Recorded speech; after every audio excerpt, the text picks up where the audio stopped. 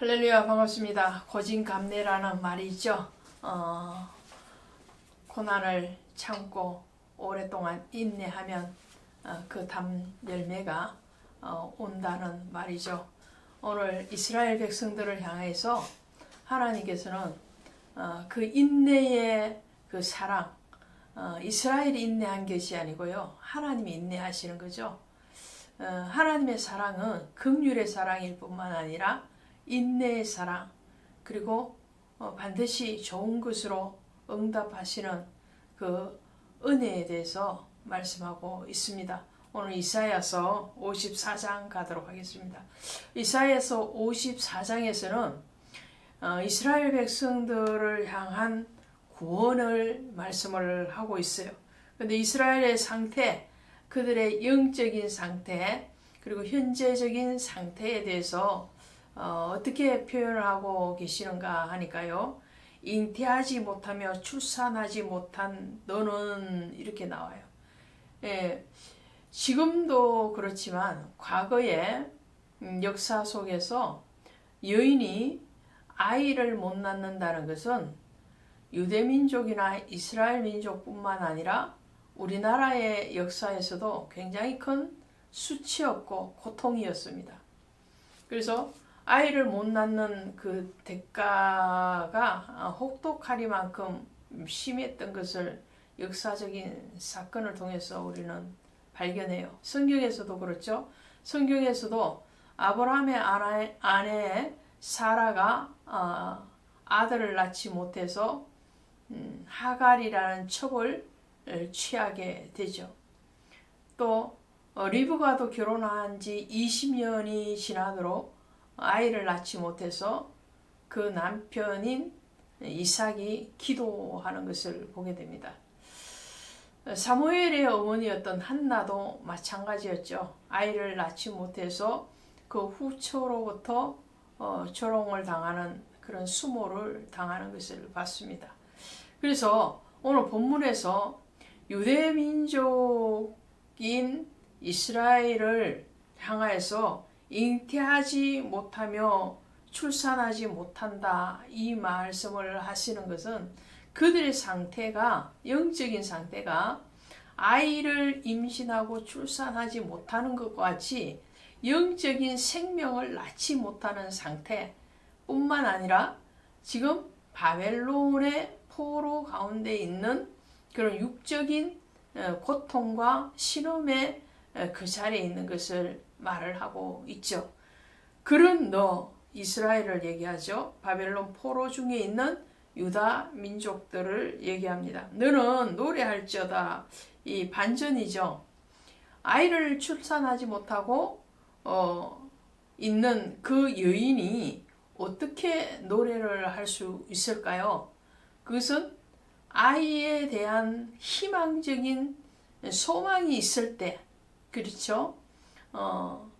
지금 현재는 임신하지 못했고 아이를 낳지 못했지만 아이를 낳을 수 있을 것이라는 확신이 있을 때에 노래가 나오죠. 한나가 성전에 올라가서 아이를 달라고 기도하죠. 그런데 엘리 제사장이 이렇게 말을 합니다. 하나님이 너에게 아들을 주시기를 원하노라.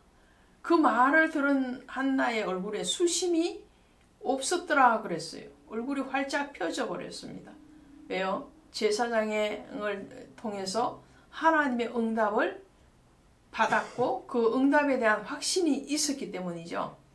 유다 민족에게 하나님은 아직 임신하지도 못하고 출산하지도 못한 상태에 있지만 너는 노래해라. 상고를 겪지 못한 너는 외쳐 노래할지어다 라고 말을 합니다. 그러시면서 약속의 말씀을 주시죠. 약속의 말씀이 주시는 것이 이거죠. 2절에 내 장막대를 넓히며 내 처소의 휘장을 아끼지 말고 널리 펴되 너의 줄을 길게 하며 너의 말뚝을 견고히 할지어다. 아브라함이요 이삭을 낳고 그 이삭을 위해서 잔치를 베풀었죠. 아이를 얻지 못했다가 아이를 얻었을 때의 그 기쁨, 그리고 그가 할례를 행하고 어떤 하나님 앞에 신고식 같은 그런 예식을 할 때의 그 즐거움에 대해서 오늘 하나님은 유다 민족들에게 말을 합니다. 아직 임신도 못했고 한 번도 아이를 낳아보신 경험도 없는 그런 여인과 같은 유다 민족 너지만 하나님의 약속을 믿고 찬양하고 즐거워해라 뿐만 아니라 많은 아이들이 이 장막 안에 들어올 것이라는 것을 믿기 때문에 장막을 널리 펴고 휘장을 널리 펴라고 그러죠. 이 잔치집을 열어라는 거예요. 잔치를 베풀라는 거예요. 말뚝을 견고히 박아라는 것은 너의 신앙의 뿌리를 견고하게 내려라. 신앙의 확신을 가져라. 신앙의 닷줄을 내려라. 뭐 이런 말이 되는 거죠. 그러면서 말씀하십니다. 이는 내가 좌우로 퍼지며 내 자손은 열방을 얻으며 황폐한 성읍들을 사람 살 곳이 되게 할 것임이니라. 하나님의 약속이 확실하다는 거예요. 이것은 이사야서 56장 3절에 가면 너희는 고자도 나는 마른 나무라 말하지 말라라고 말을 합니다. 이 고자가 뭔가요? 아이를 출산할 수 없는 남자를 얘기하죠. 예, 그런 아이를 낳지 못하는 사람이라고 말을 하지 말라는 거죠. 왜 그렇습니까? 생명은 주께 있기 때문에. 하나님께서 사라가 경수가 끊어졌고 아브라함이 100세가 되었는데도 아들을 주시거든요. 모든 생리적인 현상, 자연의 현상, 사람의 어떤 나이 그런 것들까지도 하나님이 초월하셔서 주시고자 하실 때는 주신다는 거죠. 나의 부족함, 연약함에 대해서 고백은 하되 내가 할 수 없습니다. 이것이 아니라는 거죠. 하나님이 하신다면 에스겔 골짜기에 마른 뼈들이 군대가 될 수 있는 것은 하나님의 생기가 불어넣어지고 하나님의 말씀이 되어졌을 때에 마른 뼈들이 연합되어지고 그리고 군대가로 다시 태어나죠. 하나님의 역사는 그런 거룩한 역사뿐만 아니라 위대한 역사를 가지고 오기 때문에 너는 고자라고 말하지 말아라. 호세아서 2장 15절에 가면 아골 골짜기로 소망의 문을 삼아주리라 그래. 아골 골짜기가 뭔가요? 무덤이잖아. 무덤, 해골 골짜기. 그런데 소망의 문을 삼아준대요. 그것이 바로 골고다의 예수 그리스도를 통한 구원의 역사를 얘기하는 거죠. 오늘 그래서 4절에 이렇게 하반절에 이렇게 말씀합니다. 내가 내 젊었을 때의 수치를 잊겠고 과부 때의 치욕을 다시 기억함이 없으리니 젊을 때의 수치는 애굽에서의 종살이를 얘기합니다. 또 과부 때의 치욕을 다시 기억하지 못한다는 것은 바벨론에서의 포로 생활을 얘기합니다. 그러니까 다른 나라에 잡혀가서 수치와 수모를 당했던 그런 것들을 이제 기억하지 않게끔 하나님이 치유하시고 회복해 하시겠다는 거죠.